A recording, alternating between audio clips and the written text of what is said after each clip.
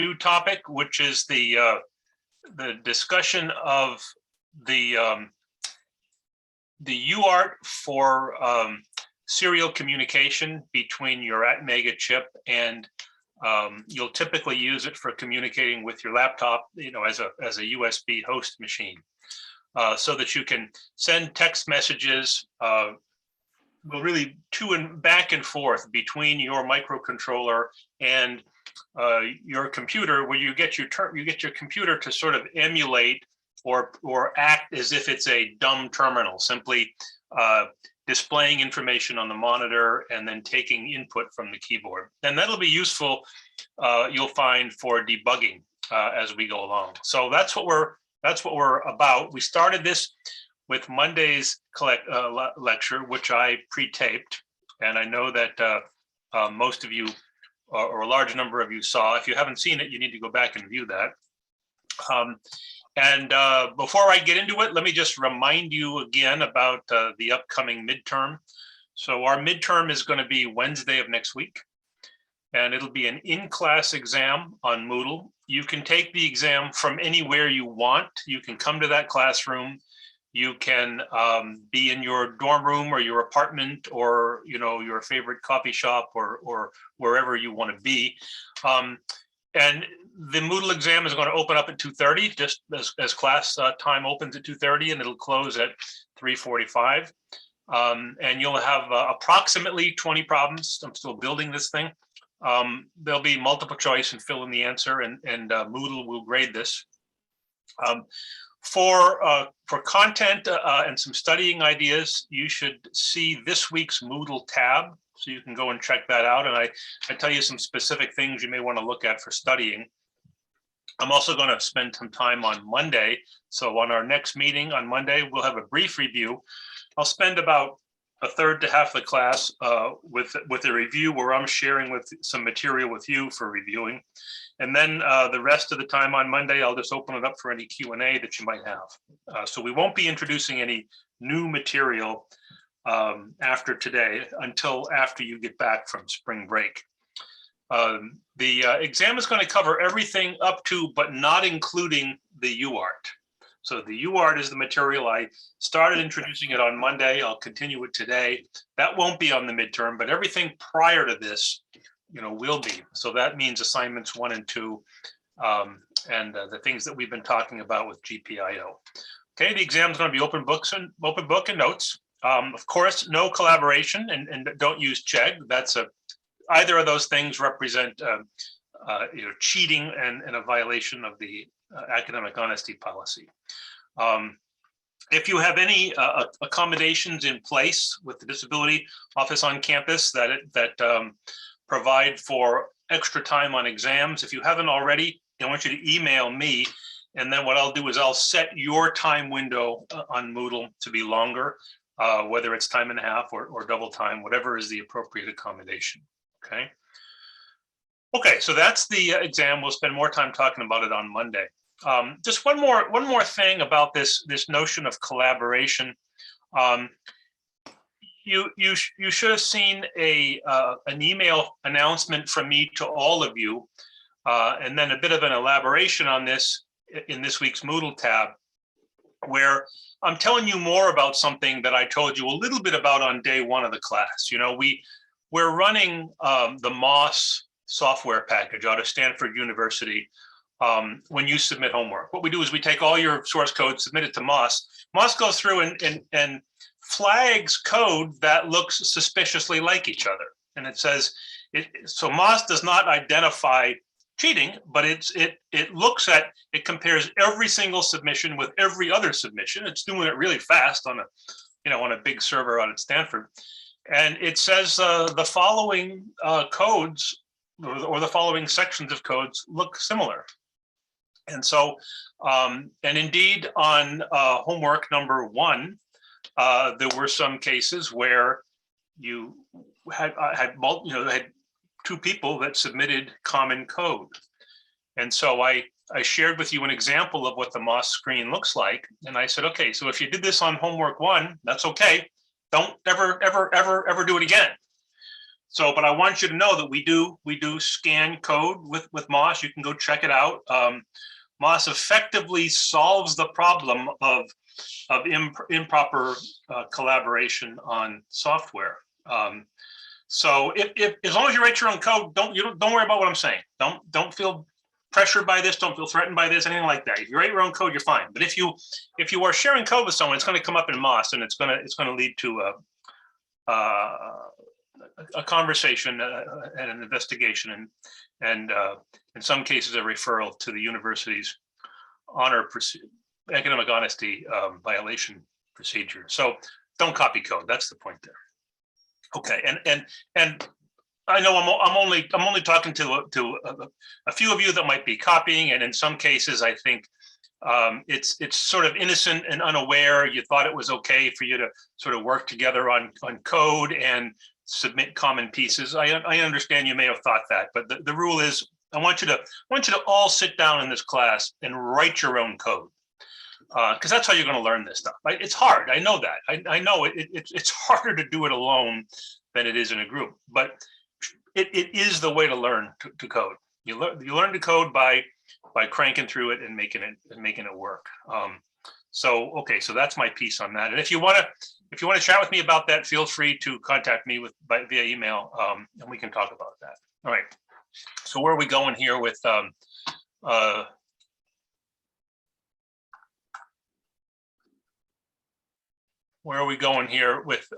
this stuff with the UART? Well, this is a picture that kind of gives you a look ahead to where we're going ultimately. I mean, by the end of the semester. Okay. We're going to be learning about a number of different peripherals on the Atmega chip. So we're learning about the UART right now. Then after that, we're going to learn about the analog to digital converter, and then we're going to learn about timers. Okay. And then we're going to learn how to program the Atmega chip, the bare chip.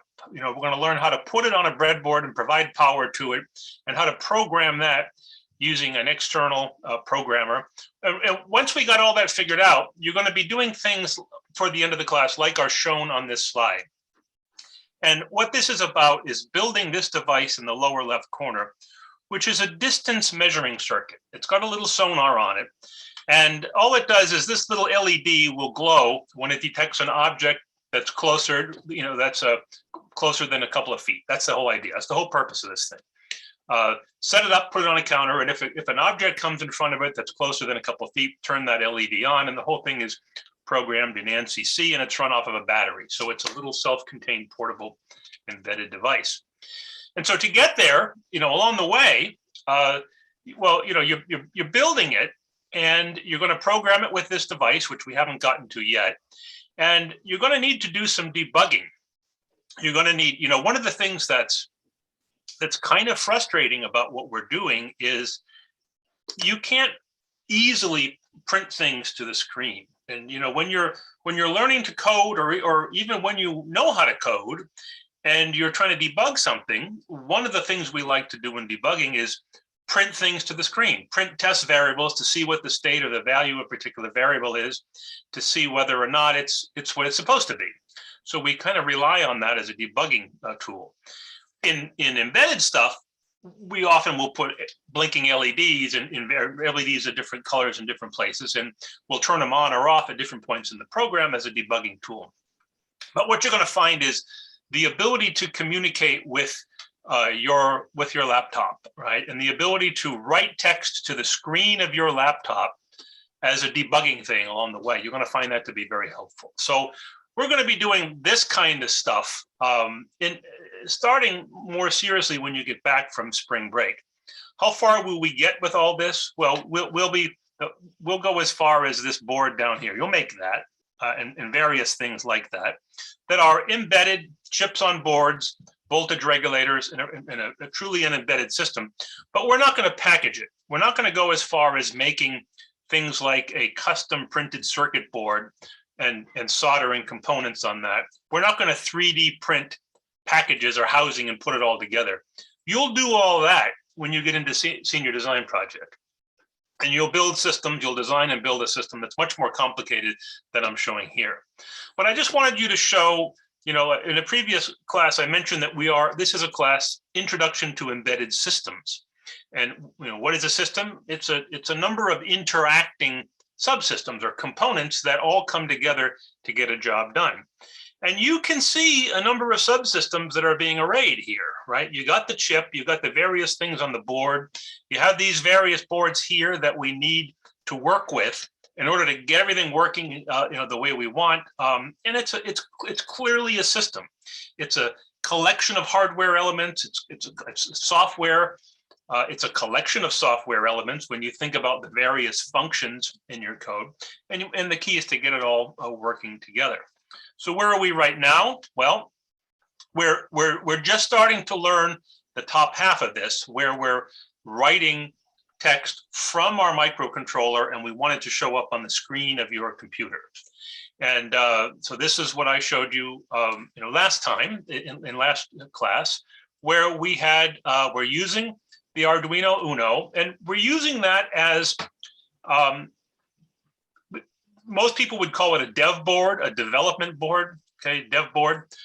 Your authors of your textbook call it a trainer board, but the idea is it has a lot of the stuff on it already that, if I go back to the previous slide, a lot of stuff we had to sort of wire in there and kind of bolt on, or, you know, or wire up, right? A lot of stuff we have to put in there with cables and wires and things like that. A lot of that is self-contained on the Arduino Uno. So it makes a nice, you know, development board or trainer board for getting things up and running more quickly than if you're just working with bare chip. So that's what we're doing right now.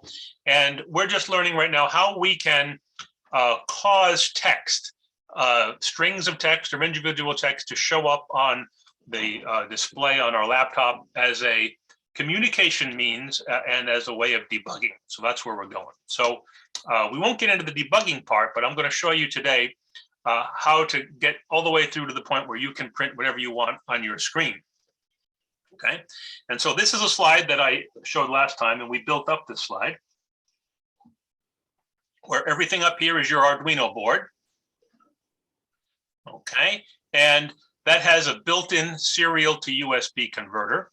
So what we're doing is we're taking the serial communication lines out of the Mega chip. Right now, I'm just going to be focusing on transmit, but later on we'll look at receive. And those are TTL serial lines. Your Arduino Uno has this built-in serial to USB converter, and then you know, with a USB mini cable, you connect up to the USB port on your laptop. And that'll allow us to set up communications between your little chip and your, you know, your big powerful computer. Okay, so there's hardware here. All right, and the primary thing we have to worry about with the Arduino is just the USB cable. Last time I did talk about this. We sort of went in and looked sort of briefly at the block diagram of the Mega chip. And then we kind of got down into the weeds and looked at all these different registers and how you set up those registers so that you can configure a particular protocol agreement.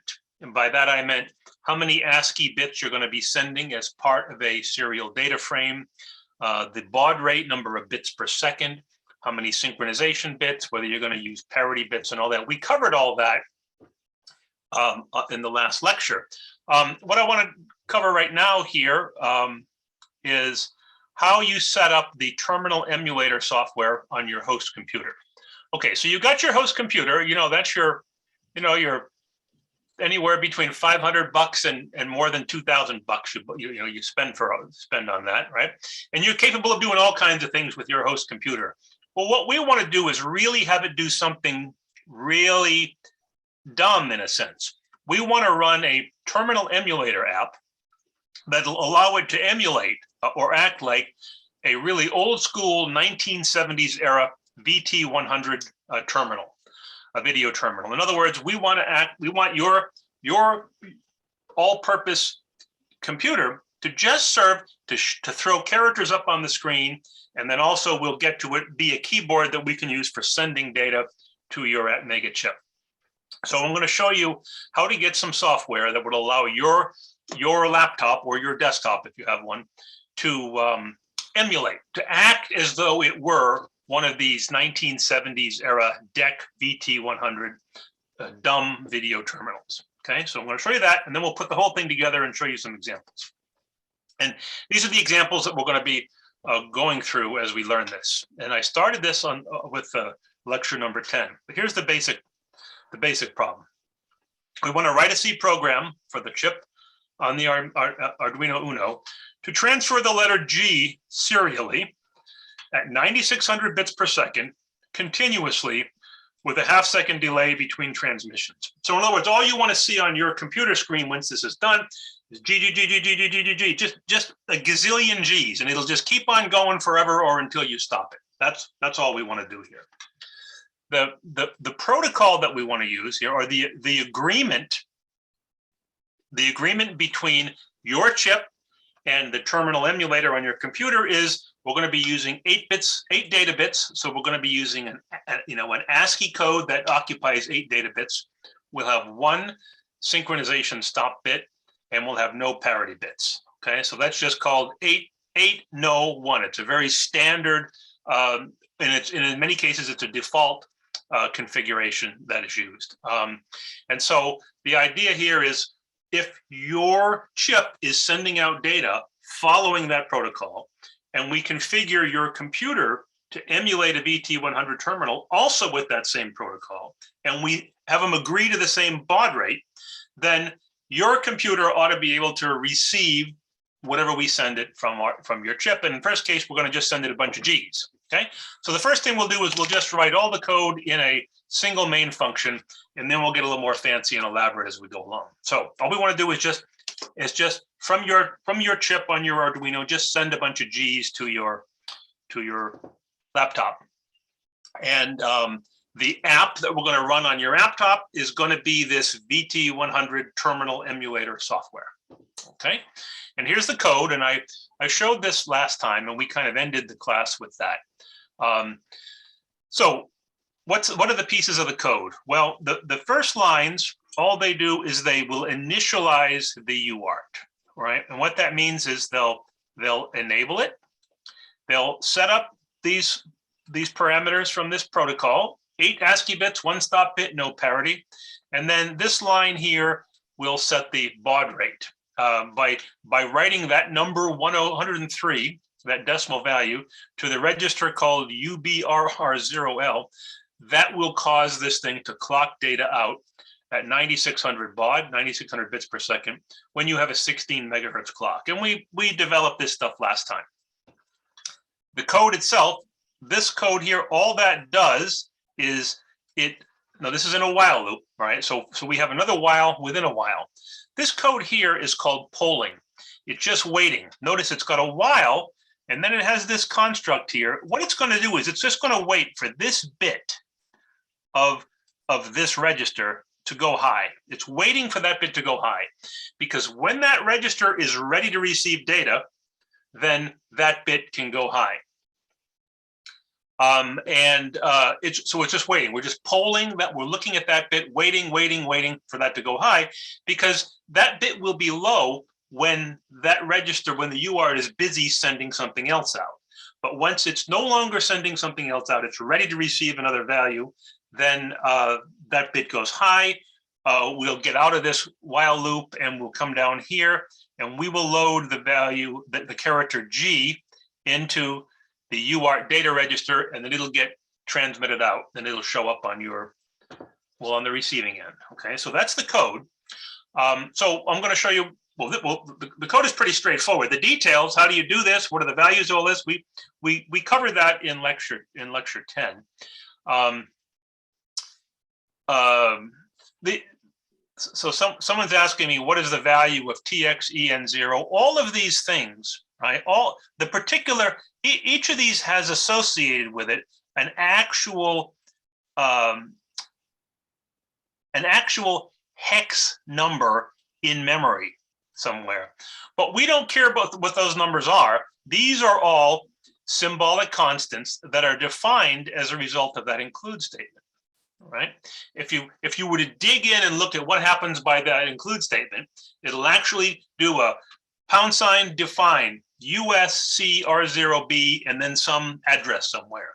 TXEN0 in some address somewhere. All of that stuff gets defined by that statement. Okay. Someone wants to know, why don't we do 115? You can do all kinds of baud rates. We're starting out with a slow, simple 9600 baud, and later on you can push it toward higher and higher baud rates. But we're going to start out using a very relatively modest baud rate in a standard protocol, 8 bits, 1 stop bit, no parity. And you can experiment after that if you want. Okay, how do we sort of set this up and make this happen? Well, we now know at this point that we can take this code, and using the make file, we can compile this code and we can flash it, and then this code will be running on your chip. And what'll happen is this chip will keep on sending out the letter G, because that's what this code's going to do.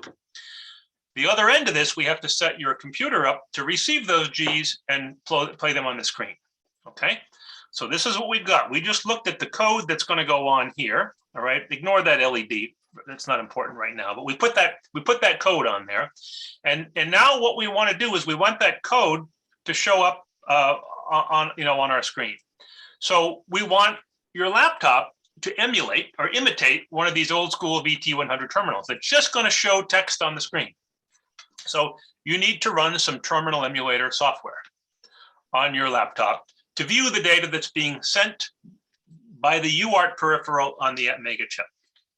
Okay, so how do we do that? Well, are you a Windows user, or are you a Mac or Linux user? And here's the solution for either one.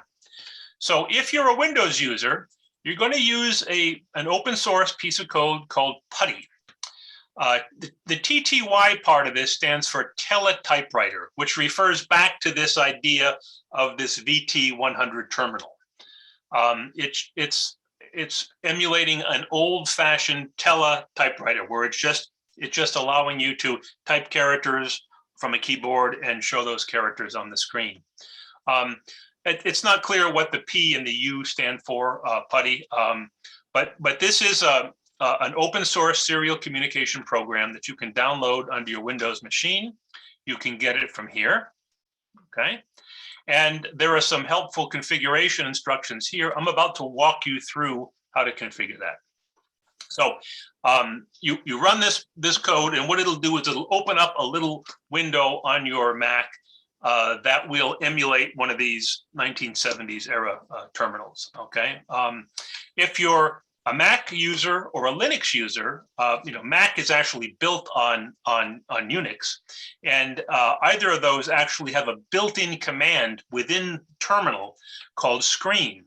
And if you just run that command screen, that will open up one of these VT100 emulation terminals. Okay, and so I'm gonna walk you through both of these right now. So let's start out with Windows. I happen to have Windows 11 on my Mac, but this same thing applies if you're using Windows 10 or Windows 11. So first, make sure you download Putty. Okay, so go do that. I gave you the URL. And what I want to do here is I want to take the code that I just looked at. Let me jump back a few slides. Okay, back. This code. So let's suppose that we have this code sitting there in Visual Studio Code. And what I want to do now is get this code running on my microcontroller, and I want to see those G's up on the screen, okay?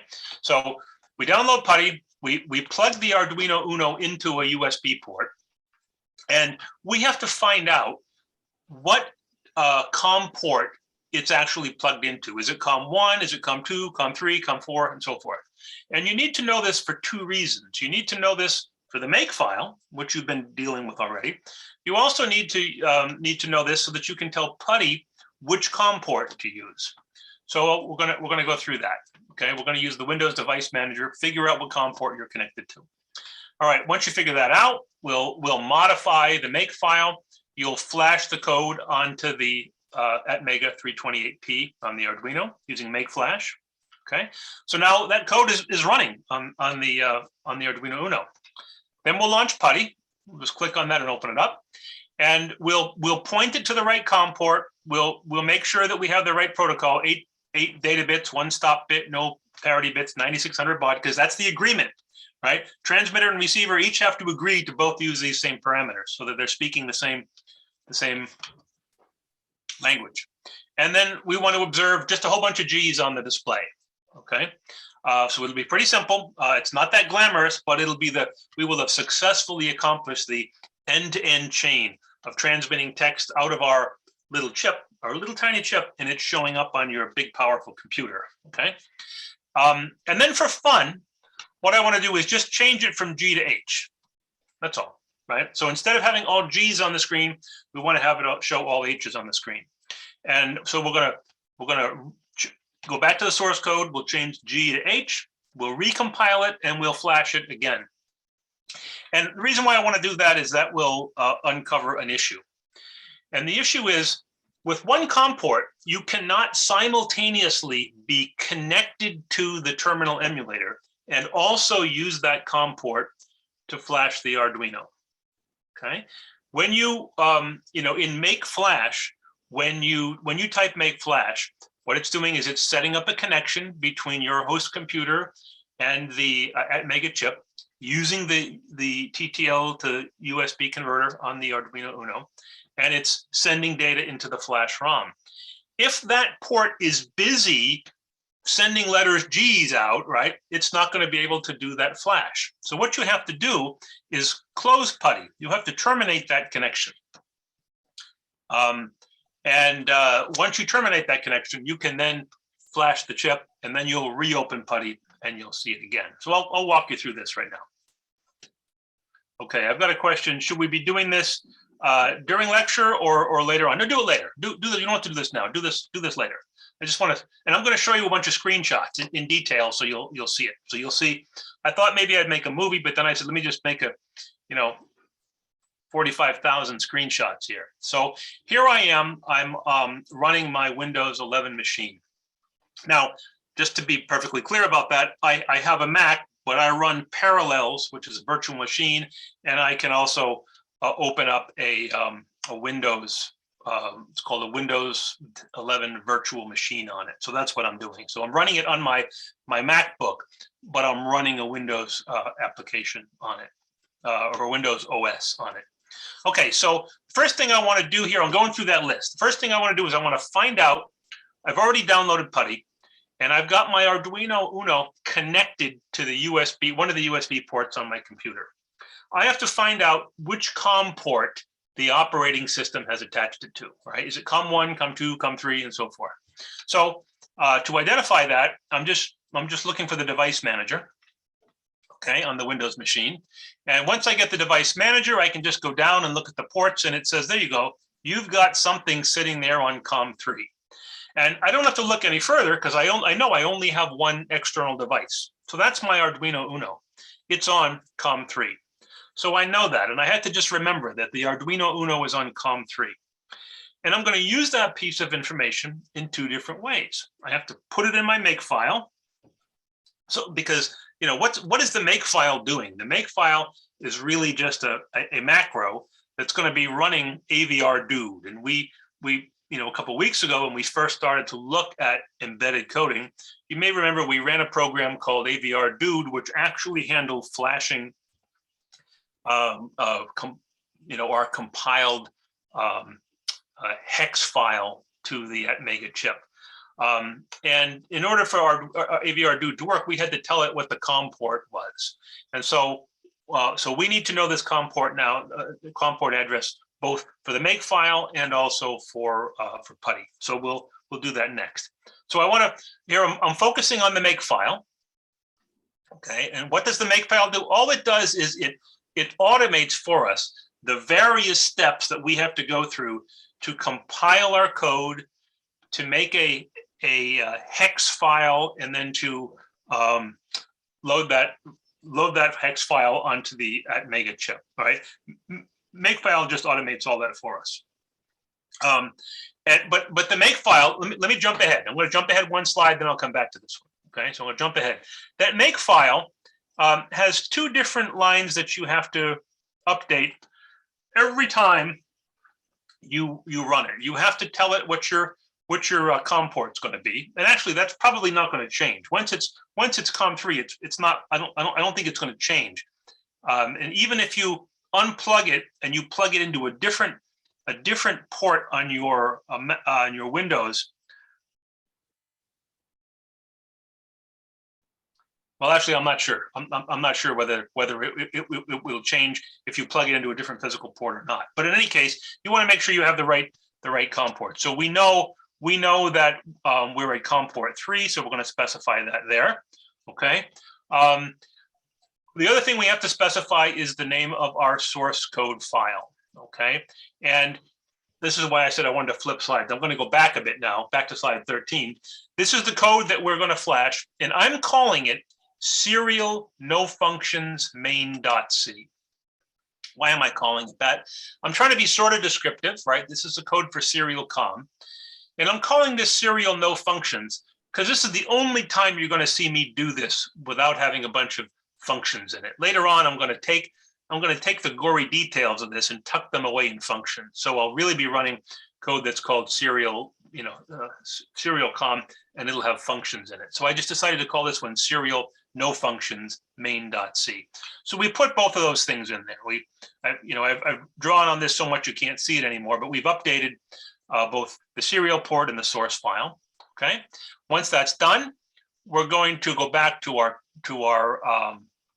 command prompt here, and we're going to type make, and that'll compile it, and then we'll type make flash. Okay. Now, you can actually just type make flash, and it'll do both of those. First, it'll make, that is compile, and then it will flash. I advise you to not do that. I advise you to first do make and then do make flash, because you want to make sure you don't have warnings that come out of the compile process that just flash right by you in a blizzard of text when you do make flash, because you've seen it enough by now to know that when you do make and it's successful, you get this much text. If you get warnings, there's even more text. And then make flash has all of this text, right? If you have any warnings in there, a warning is a warning, right? You're going to be careful of something. So you want to make sure you don't ignore the warnings. If you chose to skip the make step, the compile only step, and you did make flash, it would compile and then flash. If you had compile errors, then it would stop running. But if it had warnings, they might just flash right by in a blizzard of text. You wouldn't see them. You could have warnings in your code. You're trying to figure out what happens, what's going on when it's not working right, and you're not going to know how to debug that. So I'd say hold your horses, do make, and then do make flash. Okay, okay. Once we've done this, we've got our source code. We've set up the make file. We've used the make file to make flash. We now have that code running on the chip on the Arduino Uno, and it's sending out G's. Okay, and now we're going to open up Putty. Okay, we're going to on our all-powerful laptop that's capable of so many things.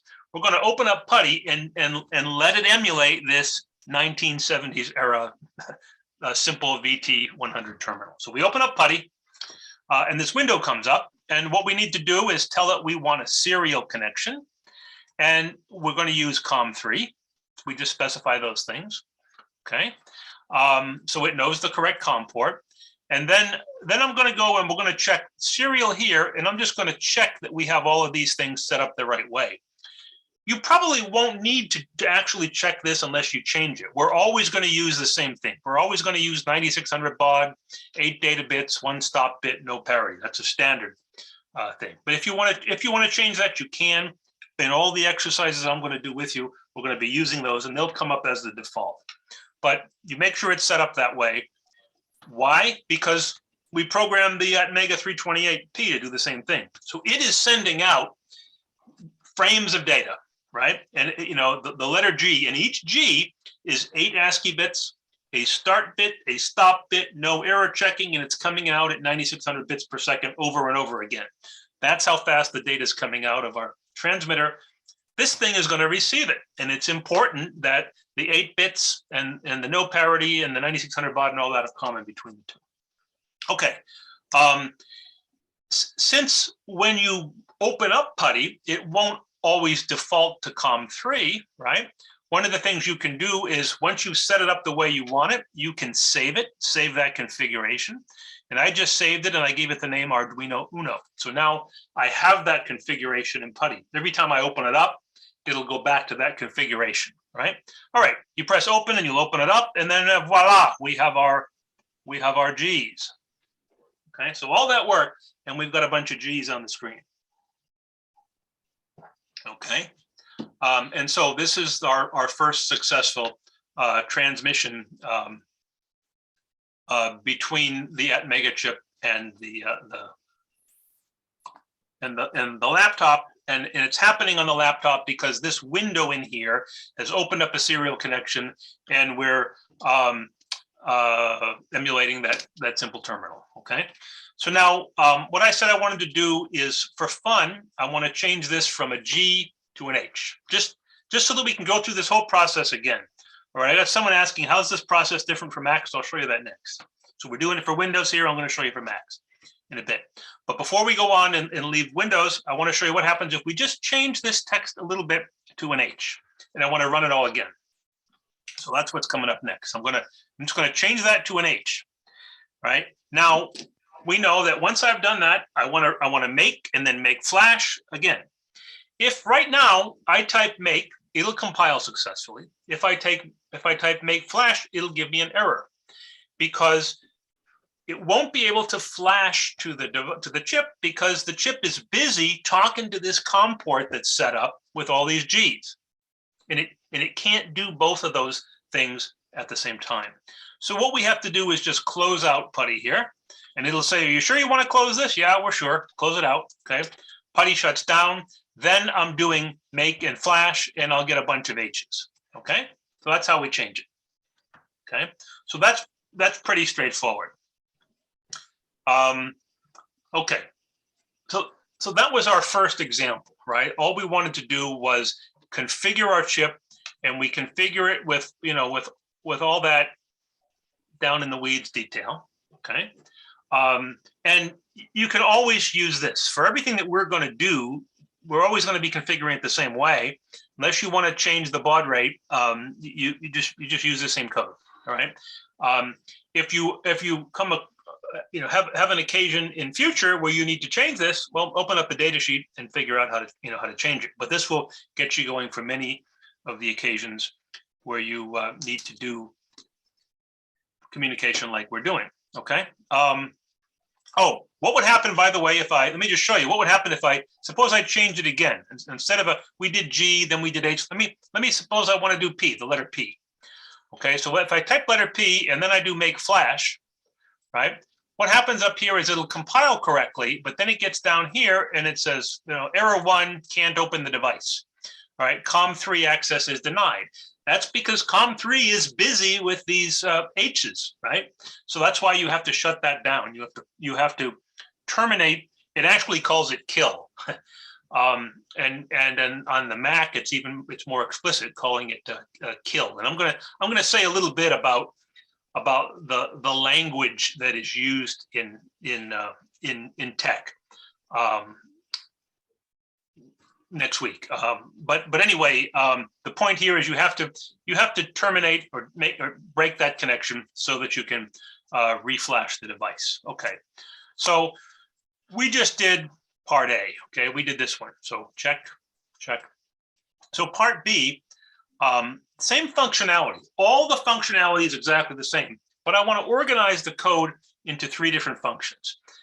In the previous one, we had everything in main, but I want to break it out into 3 functions. One function, UART init. What do you think UART init will do? It'll initialize the UART. Another function, UART send. What do you think it'll do? It'll send a character. And then we'll have main.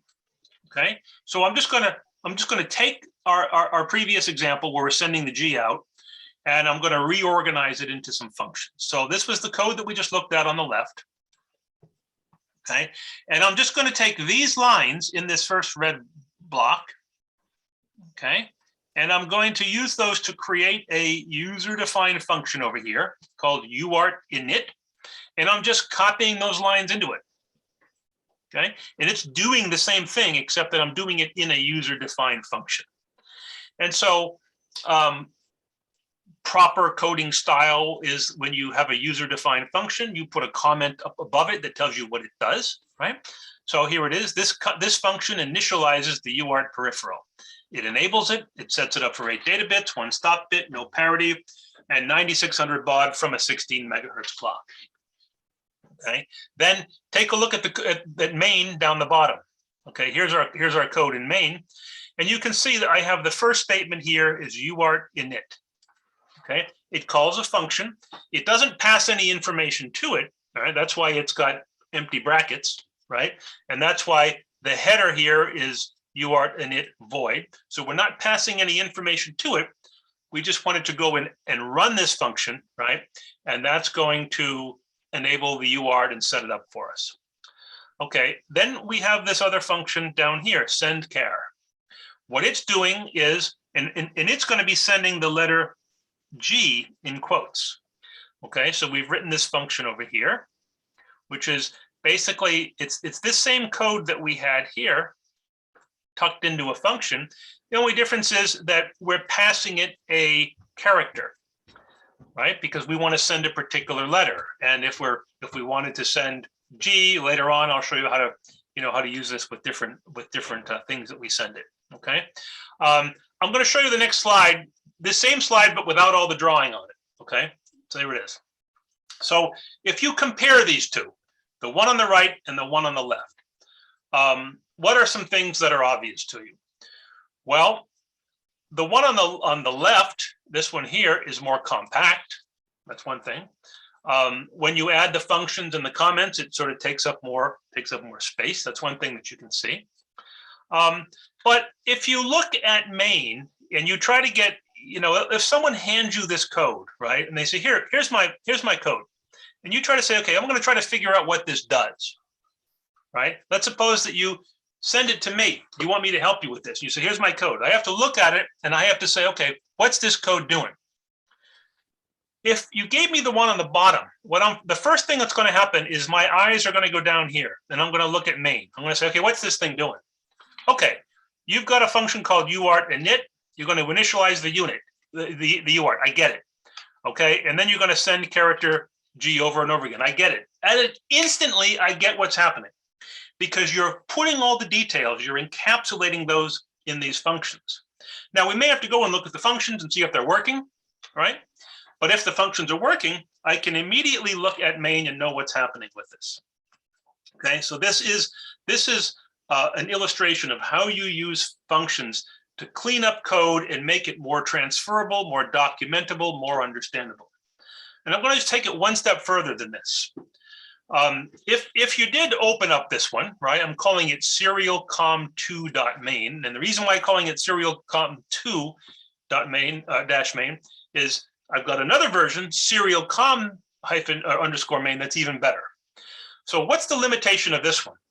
Well, if you look at it, ideally with a piece of code, embedded code, it's going to occupy one screen of information. The essential part you have to look at will be one page or one screen of information. You can look at it and say, okay, I know what's going on. I get it. And if you have to go in and look at the functions, you will, but often you don't need to. You just have to look at the comment on the function, which is describing what the function is going to do.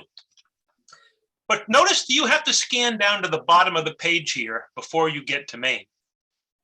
Okay, and so in the comments I wrote, note that this version of the code gives the user-defined function definitions up top. Okay, so if you write this code and you compile it, the first thing is, okay, the preprocessor does this. It goes out and gets that file, copies it in. Then the compiler looks at this and says, okay, yeah, you got a function here. It's called UART init, and this is what it does. I got it. And the compiler sees this and says, okay, you've got another function, SendCare, this is what it does, and there's main. Okay, compiler's happy, it'll go ahead and turn this thing into a machine code, right? The next version of that takes main and puts it up on top. Okay, so here is our main here up on top. And the advantage of doing this, and this is how I would write something like this. Main is on top. You open up the code, you've got your block comment up top, tells you who did it, when they did it, what revisions there are, if anything, and the purpose of the code. Then you look at main and it's right there. And all the other functions and the details are hidden down below. It's much quicker to sort of see what's going on in this function. So I look at it, okay, UART init, yeah, I got that. Okay, infinite loop, send the character G. I got it. And if I have to, I can go down here and study those functions. Okay, so when you put the definition of main on top and the definitions of your user-defined functions down below, it makes for code that's better documented, easier for you and other people to understand. And also, what you're going to find is you'll be cutting and pasting this code, this very code, right? And if you, by the way, if you take code from me and you cut it and paste it, that's okay. Just say copied from McLaughlin's lecture number 11. All right. If you want to rewrite it in your own words, feel free to do that too, right? But what you'll find is you will be, anytime you want to use the UART, you're just going to use these same functions. So you'll cut them and paste them. Later on, I'm going to show you how you can do it without having to cut and paste the code into a file, but you could just add that as an additional file that will get compiled and linked along with your main. We'll do that later. Okay, one point about when this is being compiled. All right, so the compiler, it gets to this part right here, and it says UART init. So it's asking, do I know what UART init is? Is this a standard C word? No, I don't know what that is. Oh, wait a minute. Yeah, I do. It's up here. You've told me up here that there is a function called UART init. It doesn't take any input and it doesn't have any output to it, right? It's going to do something. You've provided what's called a function declaration or a function prototype. That's important because the compiler sees that. It says, okay, I get it. You've got this function called UART init. When I get down here, I'm not going to scream and generate errors, but I know it's going to be compiled. It's going to be defined elsewhere, right? Likewise, SendCare, right? So when you put main up on top and your functions down below, right? Instead of doing a forward definition, which is the previous slide, I'll go back one, right? Here we define those functions up top, right? That's a forward definition. In this case, we're doing forward declarations. I'm declaring the functions up top. Okay. Now, getting a little bit ahead of ourselves, but you'll find in many cases, if you're using library functions or you're using you're compiling code that sits in multiple source code files, you'll see header files that look like this. They end in H. And many times they will actually have declarations like this. And they're just telling the compiler, this is the header, this is the structure, the input, output, and name of a function that's defined somewhere else. Okay, so you're just declaring those. Okay, so this function, functionally, this is exactly the same as the previous one. It's just going to send out all those G's, right? Unless we change the G here, okay? But I just wanted to show you how you could re-architect this thing with functions and have a better programming style than putting everything in main.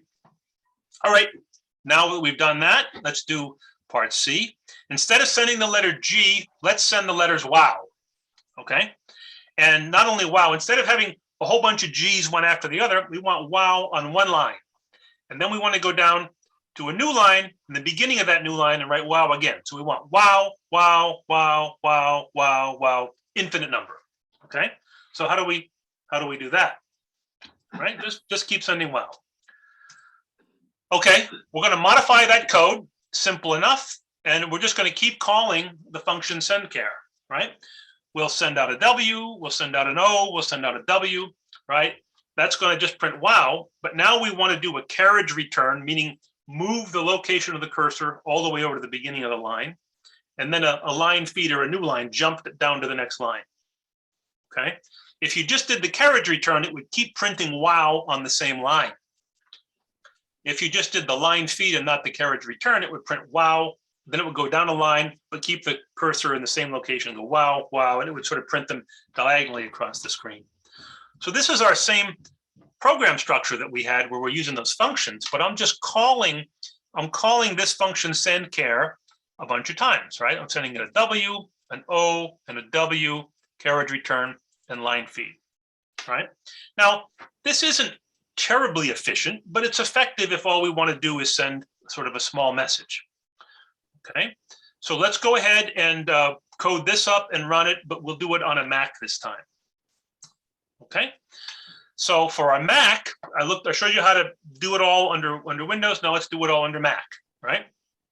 It's the same two things. We have to find out what COM port we're using. And on a Mac, they define the COM addresses a little differently. So first, we have to determine the serial connection for our Arduino Uno. And this is the command. You would list the devices that are type TTY. TTY standing for teletype, right? So ls/dev/tty.*. And when we do that, it comes up with this one here, dev TTY USB modem 2101. I only have one such device plugged in. I also have a Bluetooth port here, right? That's for my earbuds, I guess. Oh, well, that's the Bluetooth port that I'm using for earbuds and other things. But those are the two devices that show up. And the TTY, that's the one that is connected to my, the Arduino Uno looks like a USB modem. Okay, why does it look like a USB modem? It has a chip on it that's converting the USB to the TTL serial from the chip. It's converting that to USB. So that's why the Arduino Uno looks like a USB modem. So we take that number and we punch it in over here. Okay. In this case, I created a new source code. I called it serial wow, the one that's printing WOW. So we'd specify that there. Okay. And then I'm just going to do make and flash. All right. So once I know the addresses, I do make. Here it is, make. And then I do make flash. And now I've got that code running on the Arduino Uno, having been flashed by my Mac. Now I have to open up a terminal emulator on the Mac. So we'll do that here. Again, I'm working within terminal, okay? And the command is screen. Screen is a built-in Unix command within the terminal of the terminal of our Mac. And we just have to give it the same address we just discovered. That's the address of the Arduino Uno. And if you have forgotten it, you would just type that command that we just looked at, ls/dev/tty.*. That says, give me the addresses of all the TTY devices. And in this case, there's only one of them. All right, so we set up screen with that address, 9600 baud. Okay. You don't have to type in the 8 bits, the stop bits, and all that kind of stuff, because that we're using the default. If you wanted to change that, there are additional things you could type in here to change it. But once you do it, here's the result. We just have our wows. Okay, wow, wow, wow, wow, wow, wow. Okay. All right. If you decide you want to change the code, you want to do anything different, you have to terminate, or they actually call it kill. It's part of the problem with language in tech. We want to spend half a day talking about that. But you have to, before you can reuse that COM port to flash the chip, you have to terminate the connection. And so the way to do it is you have to do, I'm going to move something out of the way here. You have to do Control A and then K for kill and then Y. It'll ask, do you really want to kill this window? Okay. And that'll terminate that, and you have freed up your USB port and you can flash to it again. Okay. So that's that. Okay. We got one more example we want to look up, we want to do. And instead of sending G or H or wow, I want to send this whole line of text. Shall I compare thee to a summer's day? Borrowing that from the Bard. Okay, so we want to just send that as a line over and over and over again. How do we do that? Well, we could certainly go back to our code where we had specified this line by line, and I could just put in one line for every character of shall I compare thee to a summer's day, right? SHALL space ICOM, but that's kind of ridiculous, right? It's clumsy, it's tedious, it's inefficient, and it's impractical for longer messages. So how are we going to do this? Well, in this case, what we're going to do is, instead of dealing with individual characters, we're going to deal with a character string, which is just an array of characters. So I need to introduce you to the concept of arrays. We looked at it a little bit previously. Okay, an array is just a series of elements of one data type with a common name. Okay, and the array declaration, it tells the compiler that you're going to have an array and it's going to have a certain data type and a certain number of elements to it. And then here are some examples of array declarations, right? If I specified int candy 365, that says I'm going to be working with this data structure called candy. It will have 365 ints. On our chip, an int is 2 bytes. So they'll be capable of holding numbers between minus 32,768 and plus 32,767, just for your information. If instead I decided to create a structure called char candy 100, I'm creating I'm declaring that I'll be using an array called candy. It'll have 100 elements. They'll be numbered 0 through 99. There are 100 of them. Type char is 1 byte.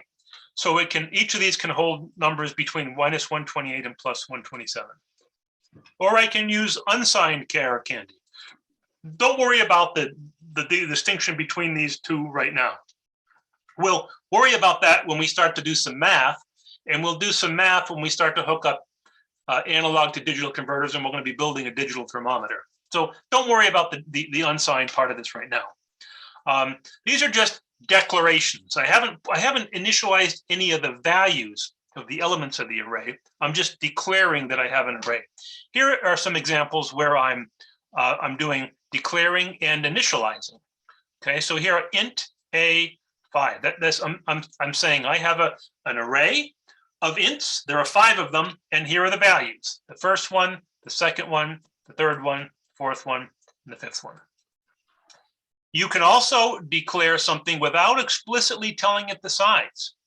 So C is kind of a quirky language, and it allows you to do some things that are convenient, provided you know about it. And so it turns out you can leave out the array size for a one-dimensional array, and the compiler will figure it out for you. So you don't have to actually specify that. It'll look at it and it'll say, okay, it's got 5 elements to it. Okay, and between these two, you can see the white spaces don't matter. You know, you're using commas to separate them, but the white spaces don't matter. Okay, a lot of you are going to be tempted to want to do this. You're going to write A equal B. Let's suppose I've created 2 arrays. One is A and the other one's called B. And you want to write A equals B because you did that in MATLAB. That's a MATLAB. It's not allowed in C, right? When you're working in C, you can only address each individual element one at a time. You cannot do a matrix operation or an entire array operation like that. Okay, so that's MATLAB allows you to do that. It's different here. Okay, all right, that's a bit about arrays. Now let's look at characters and character strings. So a character is nothing other than a 1-byte int. Right, so a character is it's not a special thing. It's just a 1-byte int. And so we talked about ASCII last time. ASCII is a standard way of representing text. Okay, and the ASCII bit pattern for the letter A is this. It's 0, 1, and all those zeros and a 1. Okay, and so you can represent the letter A by declaring char. I'm going to call it this letter. That's just the name of the variable. And I say equals A in quotes. What that'll do is it'll in a memory location 1 byte wide, it'll store the ASCII value for A, which is 0, 1, 0, 0, 0, 0, 0, 0, 1. Okay. It turns out that's also equal to that binary bit pattern is also equal to 65. So this line here does the same thing. I can also specify it in hex, or I can specify it in binary. All the same thing. These are 4 identical ways of getting a bit pattern 0, 1, 0, 0, 0, 0, 0, 1 stored in a byte that has the name this letter. When you put it in A in quotes, it means use the ASCII bit pattern for it. Okay, so those are characters. What about a string? A string is just an array of characters. Okay, and so now let's look down here at some ways of initializing, declaring and initializing arrays of characters, right? Well, I'm going to jump back to the previous slide for a minute, right? And look at the way, in this case, look at the way I initialized all the elements of A. I just put them all in curly braces, and then I had the ordered list of elements, and I had commas in between. Same thing here. So if I have, let's suppose I want to create a text string with the letters chocolate, right? I could create an array I can call it candy if I want, all right? And saying it's going to be 9 elements wide. Here's the first element, the second element, the third element, fourth, and so forth. So I've just initialized all the values of that. Can you include \n in the string? Yes, you can. You can include that. That would be the new line, and you can include that in the string. You can include any of the ASCII characters, right? And they're in the extended ASCII character set. There are 255 of them. You can include any of those in there. And so you can either put them in quotes and use the symbol C, or A, or you can actually put the corresponding decimal, hexadecimal, or binary number. Now, here's one of the sort of quirky things about C. You can also initialize this same array by putting all those characters together and put quotes around them. So these are two different ways of initializing. That means giving the initial value to the elements of an array, right? You can enumerate them all in quotes and then curly braces, or put all of them together and put quotes around them. You can also leave out the size if you want, and the compiler will figure that out. Okay, so suppose we make a character array like this, and we'll fill it up with these letters. Shall I compare thee to a summer's day? Now let's go ahead and code that. Okay, I've modified my code now. And so now, in addition to the two previous functions, I've created a third function. And what it's going to do is it's going to allow me to send a string of characters. Okay, so take a look at this. Take a look at this program from start to finish. Okay, UART string.c. This code sends strings to the COM port via UART. Okay, I have some notes from myself about when I wrote it and where I tested it. Okay. Okay, we got all this business up top, right? Sort of things that we have to include and declare. But if we get into main here, right? Let's look at what's happening. I am declaring and initializing a character string. I'm calling it my string. Shall I compare thee to a summer's day? Okay, I'm going to initialize the U. Actually, I tried to chase. I used to call this a USART, but we're only using it in UART mode. So I'm trying to get rid of all the S's. That should say UART. Now, in the way I've copied this code, that definition is down here. I have folded it up. I've said I'm not interested in seeing the details. I already know it. So when you're using Visual Studio Code, you can click on these different parts of it where you can fold up code so that you hide the details. And I've hidden the details of UART in it because we've already digested that, right? So we know what that does. Yeah, someone's asking, is there a difference when you use the asterisk? I'll tell you what happens when we get to the asterisk. Okay, there's an important point about asterisk we have to get to. Okay, we get into the text here. All right, while send string my string. So send string is a new function that I've created. It's this one down here. This is a brand new function that I've just created. All right, look at the comment. Send a string character by character to the UART via UART send. So we're making use of the UART send command, right? The input is a pointer to the string to be sent. All right, so now there's a little subtlety. Look at the way we call that. We're calling up the function send string, and we're passing to that my string. So what is my string? My string is an array of chars. When you just type my string itself, but you don't provide an index, if we said my string square bracket 0, we'd be talking about the first element of that string. My string bracket 5, that would be element number 5. If we just write my string and we don't index any particular element, that refers to the whole array. What does it mean when you say I'm going to refer to the whole array? It means you're providing the memory address of that array. So when we invoke myString and we pass to it this argument myString, we're actually providing the address in memory of the beginning of this string that we call myString. So down here in the code, it actually is getting the address, the starting address of that array. So when you're dealing with an address, that's called a pointer. So you put an asterisk in front of it. So we're passing it a pointer to a structure, which is an array of characters. Okay. Now, if you look at the code here, okay, so for unsigned care, I just have an index counter. I goes from 0 to, okay, I've invoked something new we haven't seen before. strlen, string length of string address. So what it's doing is this is gonna know the length of that string.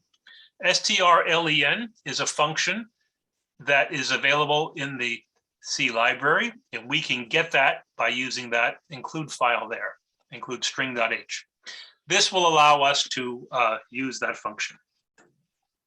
Okay, so I've thrown quite a bit of new stuff at you here. I appreciate that. I'll just end it by showing what happens when you run it and you have this nice ending. Okay, it's not summer yet, but it's you know, we're inching towards spring. That's it for today. Questions or comments on that? Okay, how does the asterisk compare to the ampersand again? So I'll ask you to go back and refer to when we briefly defined pointers, and we described the various ways of specifying. If you put an ampersand in front of something, that would mean the address of operator. If you put a star in front of it, then you're saying it is a pointer. They're related. One is called the address of, the other one is called dereferencing. At this point, all you need to do is just copy this, right? If you copy it directly in code, just say copied from McLaughlin's lecture notes, okay? If you want to rewrite it yourself, you can just, for now, just keep that star in there, and in time it'll make more sense to you as we work on it more. Okay, where should we be in the textbook? This is in chapter 11. It's sections 1 through 4.